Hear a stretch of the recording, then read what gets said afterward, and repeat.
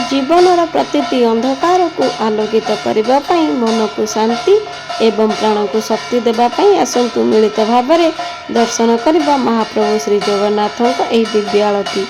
जय जगन्नाथ।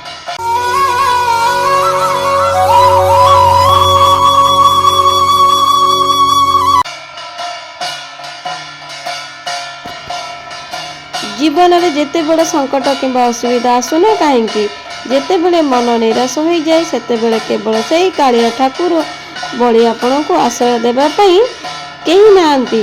मंदिर गर्भगृह सेवायत द्वारा होता आलतीर दृश्य मन को एक आलौकिक शांति प्रदान करें। चिंता एवं दुखर अंधकार प्रभु दिव्य दीपशिखा आपण को जीवन पथ को आलोकित करें।